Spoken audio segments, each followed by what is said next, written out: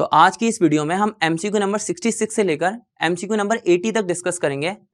MCQ number 66 से start करते हैं। एमसीक्यू नंबर 66 के अंदर लिखा हुआ है as block elements have the following properties except. As block elements के अंदर ये सारी प्रॉपर्टीज मौजूद होती हैं सिवाय किस चीज के।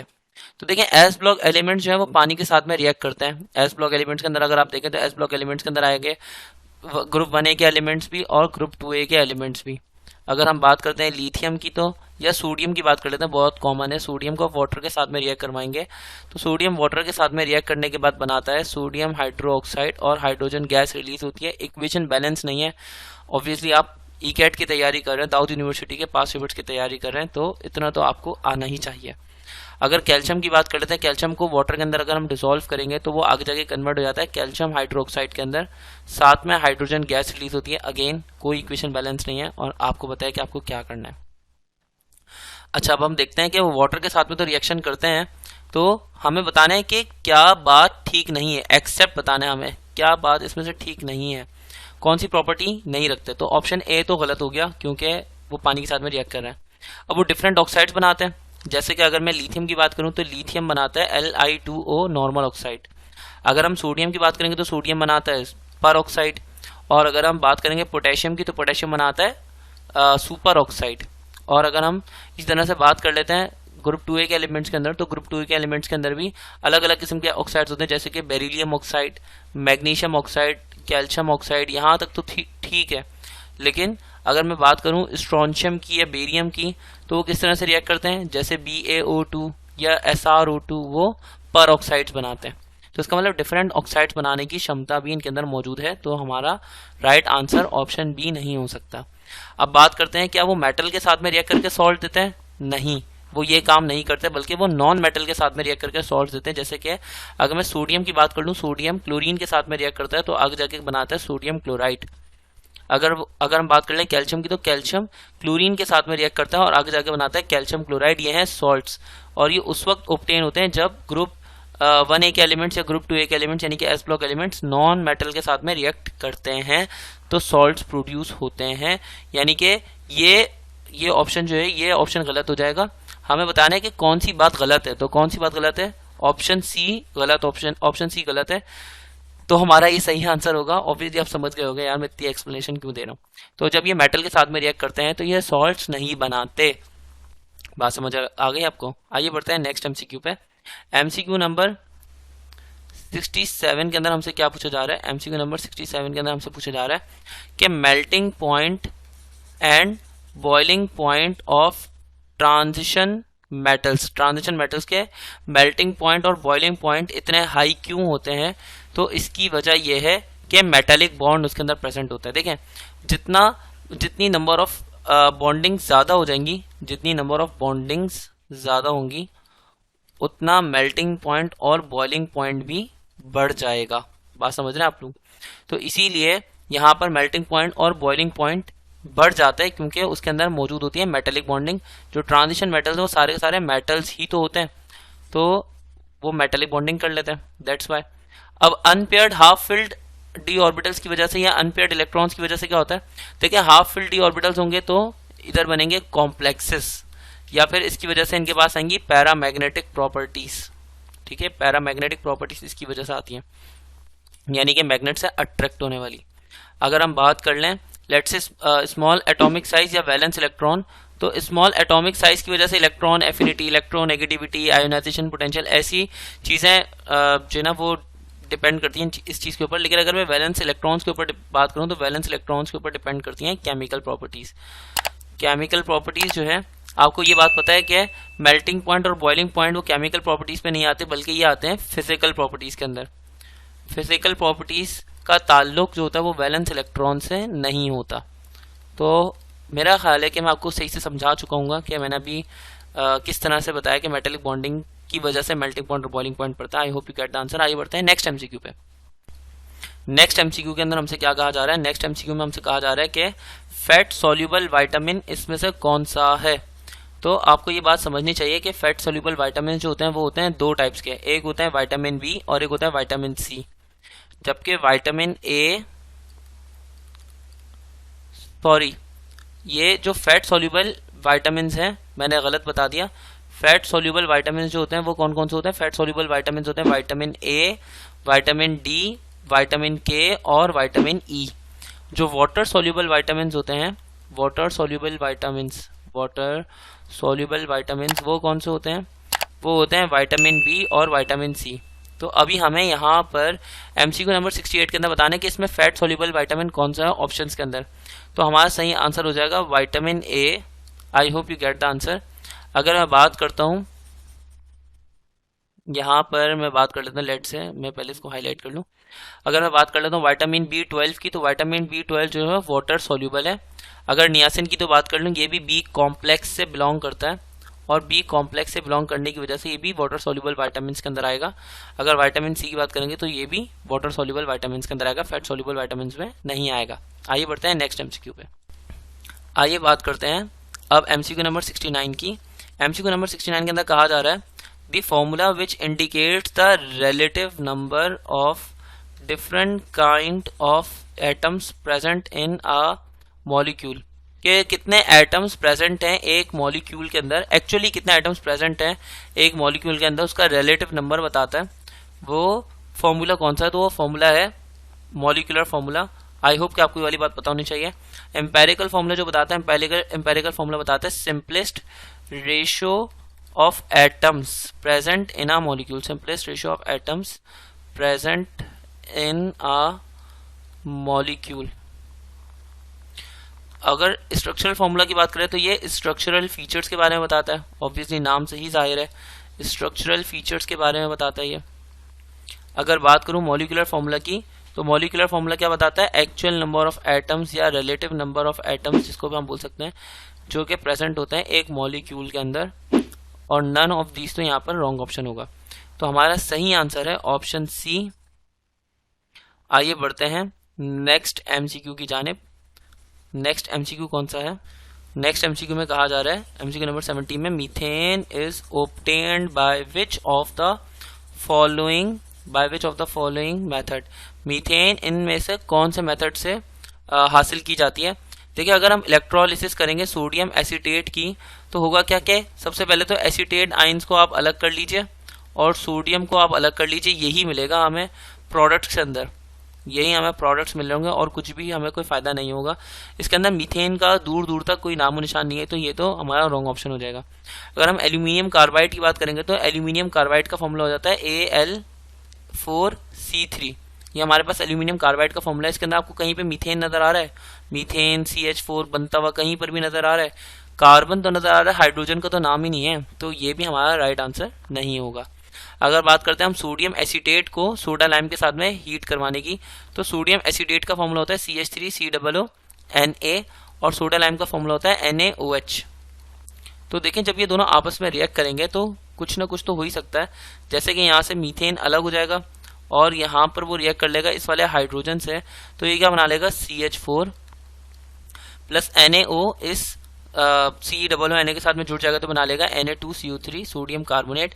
तो यहाँ पर मीथेन बन रहा है, तो इसका मतलब हमारा ऑप्शन सी जो है वो राइट आंसर होगा और ऑल ऑफ द अबव वाला ऑप्शन भी गलत ऑप्शन हो जाएगा। आइए बढ़ते हैं नेक्स्ट एमसीक्यू पे।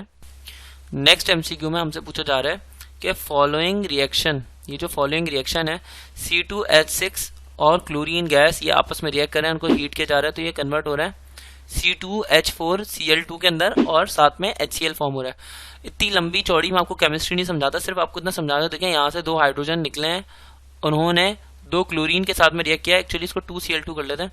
देखिए, दो हाइड्रोजन निकले हैं, उन दो हाइड्रोजन ने दो क्लोरीन के साथ में रिएक्ट किया और बनाया 2HCl, और बाकी दो क्लोरीन जो थे वो उन दो हाइड्रोजन की जगह पर आ गए। तो ये रिएक्शन उर्फे आम में कहा जाता है जहां पर दोनों जगह से डिस्प्लेसमेंट हो रही है, तो ये कहलाएगा डबल डिस्प्लेसमेंट रिएक्शन। अब डबल डिस्प्लेसमेंट रिएक्शन जो है वो बेसिकली एग्जांपल होती है किस चीज की? सब्स्टिट्यूशन रिएक्शन की, कि जिसके अंदर रिप्लेसमेंट हो रही होती है, सब्स्टिट्यूशन रिएक्शंस की। तो हमारा सही आंसर हो जाएगा ऑप्शन डी, सब्स्टिट्यूशन रिएक्शंस। यहाँ पर हम लोग हाइड्रोजन ऐड नहीं कर रहे तो रिडक्शन नहीं हो रहा, रिडक्शन नहीं हो रही, हाइड्रोजन ऐड नहीं हो रही तो, और हम इसके अंदर ऑक्सीजन भी ऐड नहीं कर रहे तो ऑक्सीडेशन भी नहीं हो रही। हम इसके अंदर कोई चीज ऐड नहीं कर पा रहे बल्कि हम सब्स्टिट्यूट कर पा रहे हैं, तो इसलिए एडिशन भी नहीं हो रही। तीनों ऑप्शन ही गलत हैं। आइए बढ़ते हैं नेक्स्ट एमसीक्यू। नेक्स्ट एमसीक्यू के अंदर हमारे पास एमसीक्यू नंबर 72 के अंदर हमसे पूछा जा रहा है कि in which of the following reactions the rate of nucleophilic substitution reaction depends upon the concentration of alkyl halide only. इनमें से कौन सा रिएक्शन ऐसा है न्यूक्लियोफिलिक सब्स्टिट्यूशन रिएक्शन जिसका रेट डिपेंड करता है सिर्फ और सिर्फ अल्काइल हैलाइड के ऊपर। हमारे पास ऑप्शन है SN1, SN2, SN3 और SN4। सबसे पहले तो फालतू ऑप्शंस को गलत करते हैं। SN3 और SN4 इस नाम के कोई रिएक्शंस होते ही नहीं है। अब आगे SN1 और SN2 तो देखिए हमारे पास SN1 रिएक्शन जो होता है वो 2 स्टेप्स में होता है और SN2 रिएक्शन जो होता है वो एक ही स्टेप में होता है।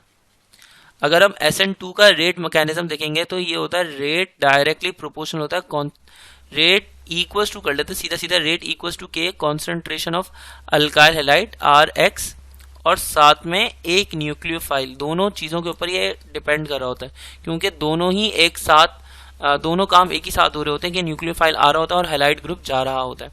जबकि SN1 रिएक्शन के अंदर जो रेट ऑफ रिएक्शन है वो सिर्फ और सिर्फ डिपेंड करता है अल्काइल हैलाइड के टूटने के ऊपर। जब उसके अंदर स्टेरिक हिंड्रेंस का प्रोसेस होता है तभी जाकर हमारे पास ये रिएक्शन परफॉर्म हो पाता है। तो रेट बराबर हो जाएगा किस चीज़ के, K मल्टीप्लाई बाय RX के।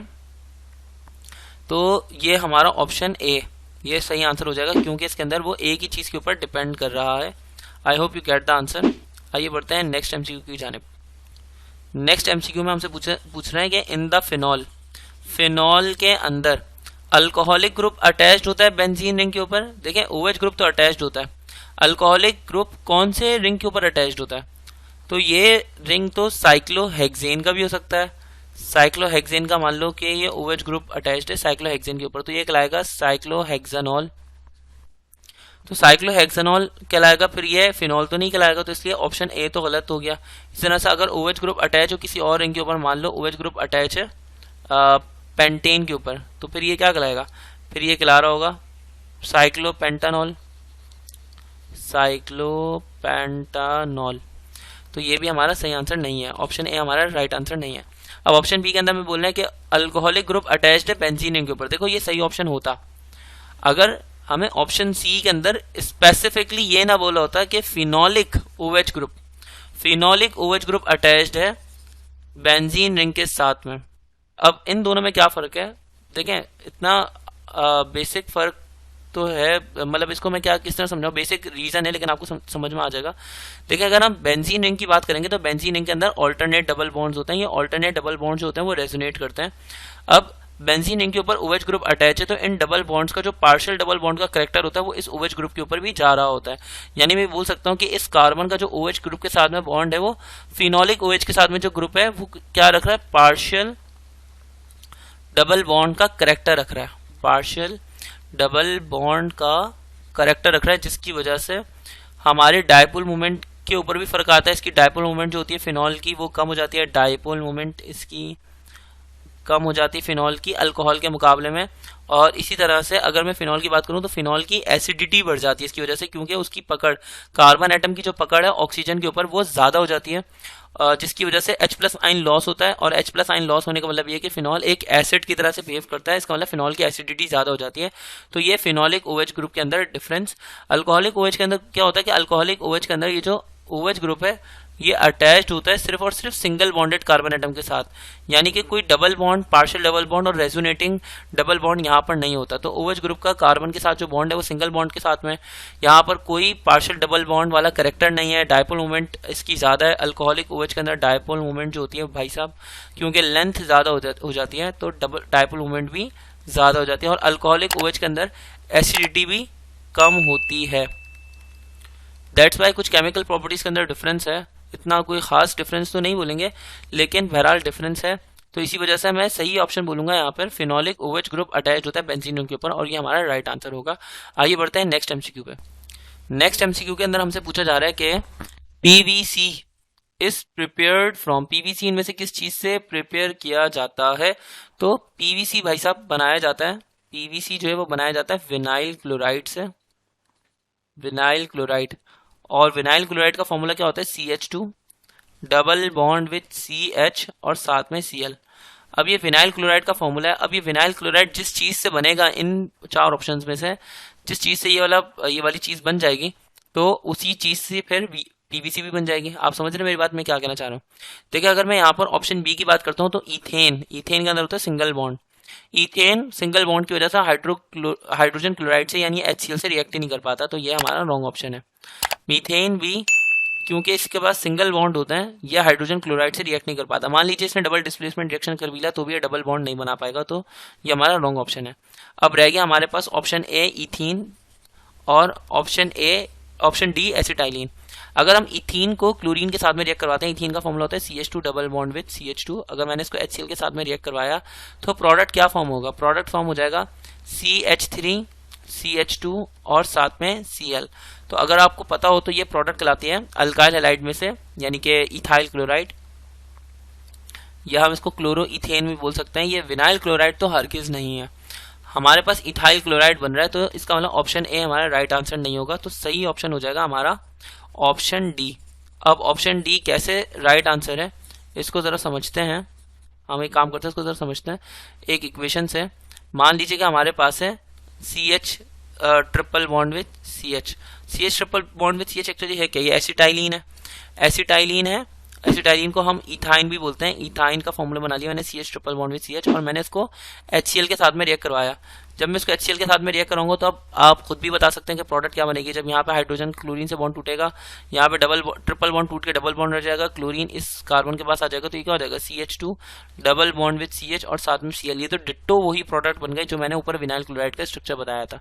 तो अब आपको मेरे ख्याल में समझ जाना चाहिए कि ऑप्शन डी हमारा राइट आंसर है। उसकी वजह यह है कि एसिटाइलिन यहाँ पर HCl के साथ में रिएक्ट करके बना रहा है vinyl chloride. I hope you get the answer. आइए बढ़ते हैं नेक्स्ट MCQ पे। नेक्स्ट MCQ में हमसे क्या कहा जा रहा है? नेक्स्ट MCQ में हमसे कहा जा रहा है commercially nitric acid is prepared by. Nitric acid को कमर्शियली इनमें से किस चीज़ से बनाया जाता है? तो सबसे पहले तो आपको ये बात समझ आ जानी चाहिए कि नाइट्रिक एसिड का फॉर्मूला है HNO3, और हमने इसको बचपन से मुराद सेकेंड ईयर के अंदर हमने ये पढ़ा था कि इसको बनाया जाता है ऑस्टवाल्ड प्रोसेस से। अब जब ऑस्टवाल्ड प्रोसेस इसको बनाया जाता है तो ये बेयर्स मेथड वाला जो ऑप्शन घुसा हुआ है ये भी गलत, और जो हुप्स प्रोसेस वाला ऑप्शन घुसा हुआ है ये भी गलत। अब ऑस्टवाल्ड प्रोसेस के अंदर रिडक्शन ऑफ अमोनिया होती है कि ऑक्सीडेशन ऑफ अमोनिया? तो आपको याद होगा ऑस्टवाल्ड प्रोसेस के अंदर हमने अमोनिया गैस को एंटर किया था ऑक्सीजन के साथ में, तो हमारे पास आगे जाके बनी थी NO। फिर हमने इस NO को कन्वर्ट किया था NO2 के अंदर, और फिर NO2 से हमने बनाया था नाइट्रिक एसिड HNO3। तो इसके अंदर हमने अमोनिया गैस की क्या करी है? ऑक्सीडेशन करी है ऑब्वियसली। तो हमारा राइट आंसर हो जाएगा option B, oxidation of ammonia into NO by Ostwald process. ये हमारा राइट आंसर है। आइए बढ़ते हैं नेक्स्ट MCQ। नेक्स्ट MCQ में हमसे पूछा जा रहा है neutron was discovered by. Neutron किसने डिस्कवर किया था? तो इसका सही आंसर क्या है? न्यूट्रॉन डिस्कवर किया था जेम्स चैडविक ने। देखिए गोल्डस्टीन ने प्रोटॉन को डिस्कवर किया था, रदरफोर्ड ने प्रोटॉन प्लस रदरफोर्ड एटॉमिक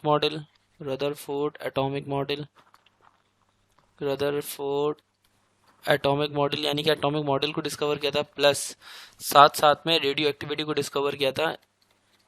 ये रदरफोर्ड ने मेन काम किए थे। अगर जे थॉमसन की बात करेंगे तो जे थॉमसन ने डिस्कवर किया था इलेक्ट्रॉन, और चैडविक ने डिस्कवर किया था न्यूट्रॉन। तो हमारा राइट आंसर हो जाएगा जेम्स चैडविक। इसका पूरा नाम था जेम्स चैडविक। आइए बढ़ते हैं नेक्स्ट MCQ पे। इस MCQ में MCQ नंबर 77 के अंदर हमसे कहा जा रहा है कि जो फिगर है जिसके अंदर लिखा हुआ है OH ग्रुप अटैच्ड है, फिनॉल रिंग बना हुआ है और उसके साथ में 3 NO2 ग्रुप अटैच्ड है, इसका पूरा नाम हो जाता है 2,4,6 ट्राई नाइट्रोफिनॉल।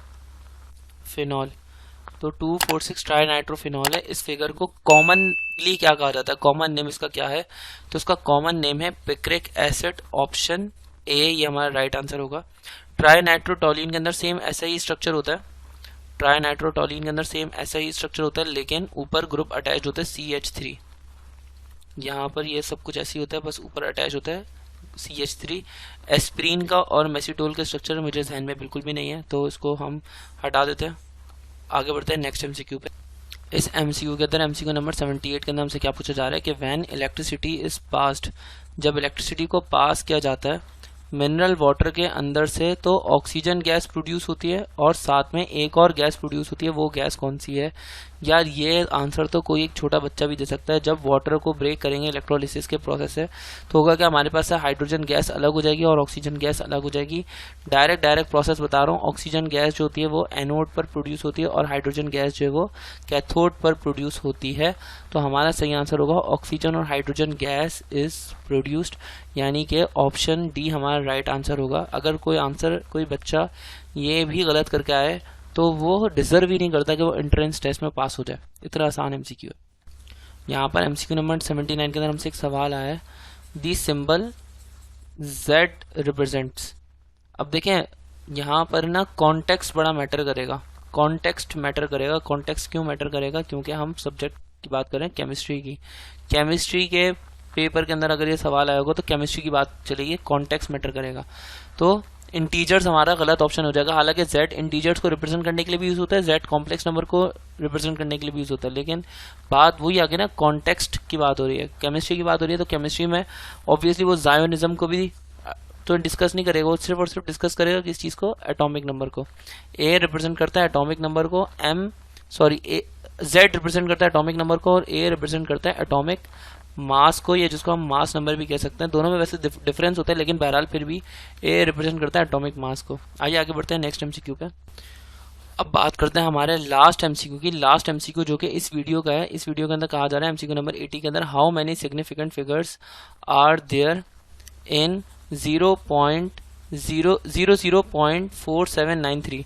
कितने सिग्निफिकेंट फिगर्स मौजूद हैं इस 00.4793 के अंदर। तो सबसे पहले सिग्निफिकेंट फिगर्स के अंदर जो ऑप्शन गलत है उनको एलिमिनेट कर देते हैं। जैसे ऑप्शन 3 की कोई तुक नहीं बन पा रही यहाँ पर और 5 की भी कोई तुक नहीं बन पा रही, तो इसका मतलब ये दोनों तो गलत है। अब रह गई बात 4793। 4 डिजिट्स हैं जो कि नॉन जीरो हैं और 2 जीरो हैं ऑब्वियसली जो कि जीरो हैं। देखिए यहाँ पर ना सिग्निफिकेंट फिगर्स का रूल ये बोलता है कि अगर जीरोज जो है वो लीडिंग जीरोज है, नंबर के शुरू में आ रहा है, तो लीडिंग जीरोज जो होता है वो काउंट नहीं किया जाता, चाहे नंबर में डेसिमल हो या ना हो, तो ये हमेशा नॉन सिग्निफिकेंट ही होंगे। अगर आखिर के जीरोज हैं तो आखिर की जीरोस को काउंट किया जाएगा अगर नंबर में डेसिमल मौजूद हो तो। बहरहाल सिग्निफिकेंट फिगर्स के रूल हैं, तो इसके मुताबिक ऑप्शन डी जो होगा वो रॉन्ग ऑप्शन होगा। सिर्फ 4 जो काउंटेबल सिग्निफिकेंट फिगर्स होंगे वो यही होंगे 4793। तो हमारा सही आंसर हो जाएगा ऑप्शन बी, 4 ऑप्शंस। उम्मीद है कि ये एमसीक्यूज आपके लिए मददगार साबित हुए होंगे। अगर आप यहाँ तक आ ही चुके हैं तो इसका मतलब यह है कि आपको हमारा कंटेंट पसंद आ रहा होगा। अगर आपको हमारा कंटेंट पसंद आता है तो आप हमारे चैनल को सब्सक्राइब कर लीजिए और साथ साथ में बेल आइकॉन को भी प्रेस कर लीजिए। वीडियो को लाइक करना मत भूलना। मिलते हैं आपसे नेक्स्ट वीडियो में। अपना ख्याल रखें। अल्लाह हाफिज।